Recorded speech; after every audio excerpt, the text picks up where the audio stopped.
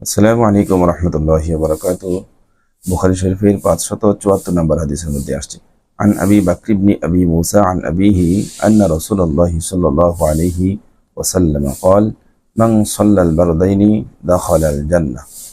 হযরত আবি বকর ইবনে আবু মুসা তার পিতা হযরত উসামা রাদিয়াল্লাহু তাআলা আনহু থেকে বর্ণনা করেন, তিনি বলেন, নবী করিম সাল্লাল্লাহু আলাইহি ওয়াসাল্লাম ইরশাদ করেছেন, যে ব্যক্তি দুই ঠান্ডার নামাজ অর্থাৎ আসর এবং ফজরের নামাজ জামাতের সাথে আদায় করবে, আল্লাহ তাআলা তাকে জান্নাতে প্রবেশ করাবেন। সুবহানাল্লাহ।